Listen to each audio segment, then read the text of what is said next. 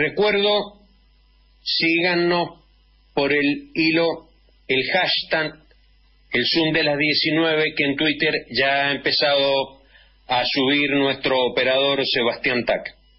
Ya hizo un pequeño adelanto, Verónica, de nuestro invitado sorpresa. No hace falta describirlo a nuestro invitado, Omar, un tipo comprometido con la política, un tipo comprometido con la comunicación, que viene trabajando intensamente en favor de la presencia fundamental del sindicalismo en la política y en defensa de la comunicación. Omar, ¿cómo estás? Buenas tardes. Buenas tardes a vos, Sergio, a todo el equipo. Un placer estar con ustedes esta tarde. Omar, el Zoom de las 19. Muy bueno. Omar, la primera pregunta, y esto tengo que confesar que es algo que me corroe las entrañas, si vale la expresión, y es, ¿por qué el gremio se llama de los canillitas? Vos que sos un especialista en el tema, ¿por qué se llama de los canillitas? Bueno, esa es una definición que la dio el gran Florencio Sánchez cuando él era director de redacción del diario La República en Rosario. Él vio correr un pibe con el diario bajo el brazo. En aquel tiempo los pibes se los utilizaba en lugar de los adultos por la velocidad con que corrían los chicos. Un chico de pantaloncito corto y la parte de la canillita que nosotros llamamos la pierna tan delgadita. Él imaginó, siendo un creativo como era Florencio Sánchez, no solamente un dramaturgo, un escritor, tantos sainetes que realizó, sino que era un luchador social. Él desde ahí le puso el término canillita y nos quedó a nosotros para toda la vida, que lo llevamos con mucho orgullo, tratándose nada más ni nada menos que de Florencio Sánchez. Por esa razón también, el 7 de noviembre nosotros lo instalamos como un día de descanso nacional porque es la fecha que él falleció, 7 de noviembre de 1910, siendo un hombre con apenas 33 años, falleció allá en la vieja Europa, más concretamente en Milán, Italia, a la misma edad que Eva, 33 años de edad. Omar, volviendo al gremio de los canillitas, no es misterio que la sociedad hoy, con los medios alternativos de comunicación, las redes sociales, va dejando de lado la práctica de leer, la sana práctica de leer los diarios. ¿Ustedes cómo ven? ¿Hay posibilidades de reconvertir esa situación? O sea, a los canillitas, ¿cómo enfrentan esa situación que va en desmedro también de los puestos de trabajo? No tenemos otra alternativa que reinventarnos, sino la actividad obviamente va a quedar acotada a su mínima expresión en cuanto a fuentes laborales. El mundo es así. En este mundo, sobre todo capitalista y deshumanizado, el robot reemplaza cada vez con más aceleración la mano de obra del hombre. Vamos a encontrarnos con algún problema quizás unos siglos más adelante, que los robots no consumen. Entonces, el ser humano sí va a ser un problema para la humanidad. Pero en el caso nuestro, yo siempre comparo la revolución digital con la revolución industrial. Tiene la misma o mayor magnitud, por lo tanto, nosotros ya hace muchos años que venimos pensando y elaborando propuestas para esto. De hecho, venimos creando los instrumentos legales para defender la actividad. Por eso, el tradicional kiosco de diario que todos conocemos, nosotros decimos que hay que transformarlo en una unidad polifuncional de servicios. Cuando digo esto, hablo desde la incorporación del e-commerce hasta el cobro de servicios. Esto es lo que veníamos haciendo al final del gobierno de Cristina Fernández de Kirchner. Lamentablemente tuvimos la derrota y los 4 años del macrismo nos atrapó absolutamente, porque bueno, el Ministerio de Trabajo quedó reducido a una secretaría y una dirección nacional que nosotros teníamos allí para discutir estas cosas, con las dificultades que tenemos, que quiero aclarar que el monopolio de la comunicación no reconoce la nuestra como una actividad laboral. Ellos se empeñan en definirla como una actividad comercial.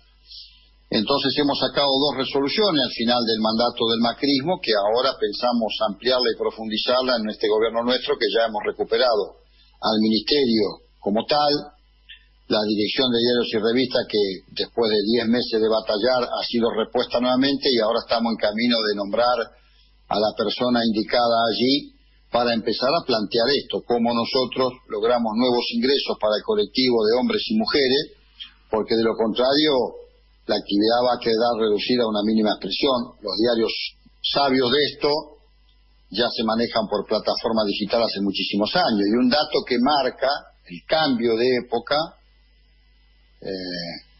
que yo digo que nosotros tenemos que hacer una época de cambio, que no es lo mismo, pero el cambio de época dice que hoy el 35% de quienes realizan la actividad de vender diarios y revistas en la vía pública, hoy son mujeres. O sea, el género ha pegado un salto cualitativo extraordinario también en nuestra actividad, porque ya no podemos vivir dignamente como vivimos, en el esplendor de casi la homogeneidad de la comunicación en el papel, y en la familia ya trabajan todos, y bueno, la mujer ocupa un papel trascendente también en los puestos de diarios, una actividad que fue pensada muy machistamente, además por el tipo de trabajo pesado que era.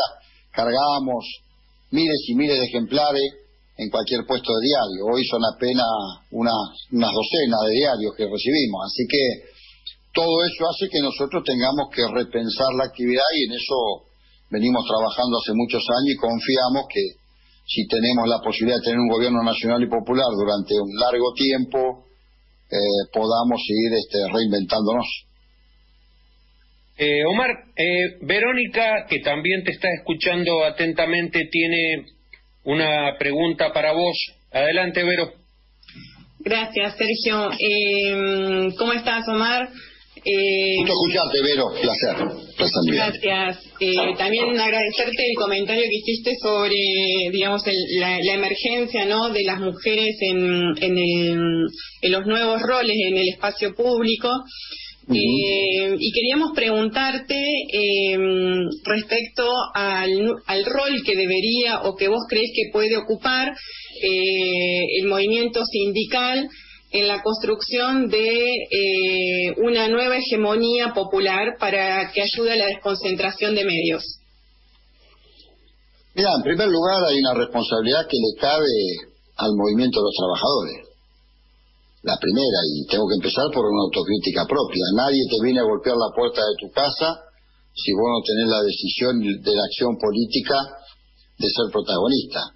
Primera cuestión central es que nosotros tenemos que reformularlo, este movimiento de trabajadores argentino, que hoy está, además de bastante fragmentado, sin una propuesta concreta, sin un programa como alguna vez tuvo a lo largo de los 90 años de la riquísima historia que tiene la Confederación General del Trabajo. O sea, yo siempre digo exactamente lo mismo: divide para reinar. Y yo no creo que ningún gobierno, ni propio, mucho menos extraño, te va a venir a golpear la puerta de tu casa para resolver eso. Lo tenés que resolver vos, por más que lo digas o lo manifiestes. Pero a la hora concreta y efectiva de la situación, la tiene que resolver el propio movimiento obrero, el cual tiene que ser protagonista. Yo sigo teniendo el mismo sueño que alguna vez expresé, y que mal lo transmitió Hugo Moyano allá en la cancha de River un 17 de octubre del 2010, que nos valió una genial respuesta de Cristina Fernández de Kirchner. Yo sigo soñando que algún día de las entrañas del movimiento sindical surja un hombre o una mujer que pueda conducir los destinos de la nación argentina. ¿Y por qué sueño con eso? Porque nosotros tenemos sentimiento y pertenencia de clase. Eso solo hace una sensibilidad especial en cualquier hombre y cualquier mujer que provenga del campo del movimiento de los trabajadores. Bueno, eso fue Lula en Brasil, o fue el Evo en Bolivia, para tomarlo más cerca. Y no por eso estoy desmereciendo ni a Correa, ni a Chávez, ni a Kirchner, ni a Cristina, ni al Pepe Mujica, por supuesto, a ninguno de ellos, ni a Correa. No, al contrario. Es un sueño que tengo, no sé si lo llegaré a ver, porque yo siempre creo que es la clase trabajadora la que produce la riqueza, por lo tanto tiene que asumir un desafío. Ahora, insisto, no sé si esto responde a tu pregunta, pero nadie va a venir a hacer por vos lo que vos no seas capaz de hacer. Sí, quería ir un poquito más fino, diciendo, digamos, ¿cuál crees que es el rol del movimiento sindical respecto al debate sobre la concentración de medios de comunicación en Argentina? Mirá, todos trabajamos con la Ley de Medios de Servicios Audiovisuales, todos los sectores gremiales, desde Canillita, pasando por el SATFAI, por los compañeros de prensa, todos. Es injusto porque son muchas las organizaciones y las que no corresponden a la actividad nuestra. Hemos trabajado por aquella ley de medios de servicios audiovisuales que finalmente no pudimos, esa aspiración grande que tuvimos para que hubiera miles de voces, digamos, no se concretó, por distintas razones, incluso hasta propias de nuestro gobierno. Pero creo que nosotros tenemos que abordar eso. Y cuando hablamos de comunicación, no hablamos de una sola cosa. Porque una cosa es la comunicación y otra cosa es la difusión y la información. Difundir e informar es un error que el campo nacional y popular suele cometer habitualmente. Lo vengo manifestando hace tiempo porque no difundimos ni informamos bien. La agenda la ponen nuestros adversarios, que en algunos casos ya son enemigos, por la forma que nos agreden y nos atacan. Cuando hablo de comunicación, digo, la fibra óptica es hoy a la revolución digital lo que fue el tren a la revolución industrial. Y eso no está resuelto. Y estamos muy lejos de eso todavía. Tuvimos cerca en algún momento, cuando creo que el gobierno de Néstor Kirchner y de Cristina también, a través de Julio De Vido en el Ministerio de Planificación, avanzó muchísimo en eso. Después no lo pudimos resolver. Y yo creo que ahí está la clave, Verónica. Nosotros tenemos que profundizar el tema comunicación. No puede haber un solo pueblo en la República Argentina que no entre la fibra óptica para tener, porque eso es soberanía. Eso hoy no está. Hay que trabajarlo, hay que modificar la correlación de fuerza y eso está en un contexto mucho más amplio que seguramente nos llevaría ahora a abordarlo, pero creo que en eso coincidimos todos los compañeros que venimos del campo nacional y popular. Sí. Omar, es evidente esto que planteas con respecto a la ley de medios, el trabajo que se hizo en una ley que quizás haya sido la más participativa en la historia de las leyes en la Argentina, con la cantidad de congresos, consultas. Yo me acuerdo haber recorrido provincias y varios congresos hablando hasta el cansancio sobre la importancia de no ceder la palabra, porque justamente la cesión de la palabra era una postura o una forma de expresarla desde el dominio, desde el patrón, y que esto tenía que ser una cuestión transversal. Pero quiero hacer referencia a lo que vos decías durante el gobierno del macrismo, de este gobierno neoliberal que nos costó pasar, y vos sos una persona indicada para hablar. Sufriste allanamiento, proscripciones por haberte plantado desde el movimiento obrero al accionar del neoliberalismo. ¿Cómo ves para adelante esta relación entre la ley de medios y los puestos de trabajo que pueden hacer, especialmente después de la pandemia, que es otra cosa que nos atravesó a todos y que nadie lo esperaba? Bueno, en primer lugar, como en eso bien define el presidente de la Nación, este enemigo invisible ha afectado a la humanidad, a los 5 continentes. Y allí hay un antes y un después. También las crisis dicen que son oportunidades. Tendremos que ver cómo la aborda el gobierno nacional. Estoy convencido que nosotros lo primero que tenemos que hacer es confrontar con el capitalismo deshumanizado, el capitalismo depredador, ese capitalismo que lo define bien Francisco cuando habla de la globalización de la indiferencia, del descarte de la persona humana. Para eso hay que modificar la correlación de fuerza, y eso requiere de la recuperación de la organización de cuadros. Si bien es cierto que nosotros tenemos una coalición donde hay distintas miradas, porque esto es una coalición, la nuestra al frente de todos, donde hay distintos orígenes, distintas experiencias, lo primero que tenemos que hacer es ser capaces de manejar esos matices a diferencia, y eso es clave, digamos. En segundo lugar, yo creo que tenemos que abordar una ampliación.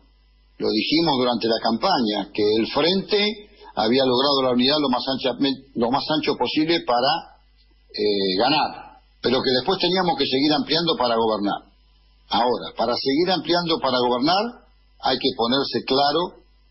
Primero, administramos las tensiones y ahora tenemos que resolver cuál es el programa. Y el programa ese tiene que tener muchísima claridad para que todos nos sientamos compelidos en el mismo.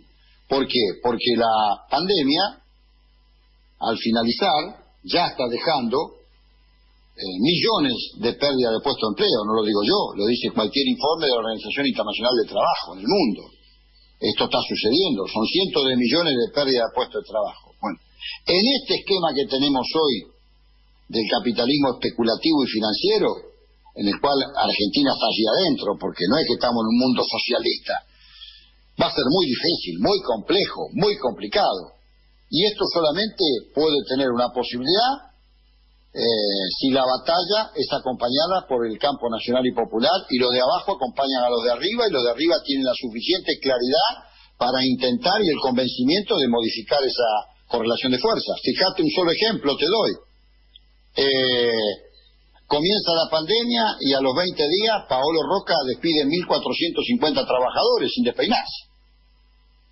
O Clarín recibe subsidio cuando ellos se van, se van por los puertos y los ríos nuestros y por el aire navegan y vuelan sus fondos al exterior, su regalía. Entonces es complicado, es complejo, pero en eso tenemos que organizar más fortaleza y más fortalecimiento para la organización popular. Yo creo que de allí tenemos una posibilidad. Bueno, Omar, vos sos un hombre de radio, así que sabés que, y esta frase suena remanida, pero el tiempo nos mata. Yo creo que Néstor Picone te tiene que haber comentado que una importante empresa relojera de Suiza nos regala un reloj enchapado en oro para nuestros invitados, pero como no te lo podemos dar, y un pajarito me contó que te gusta el rock nacional, te despedimos con un tema que está dedicado a vos y que está dedicado a Milagro Sala. Todo preso es político, de Patricio Rey y Los Redonditos. Un abrazo grande. No tenía mejor regalo que este. Cualquier oro es inferior a este regalo. Gracias y encima Milagro, un saludo desde aquí. Muchísimas gracias y volvamos a creer para volver a crear. Gracias. Gracias. Gracias. Saludo, Vero.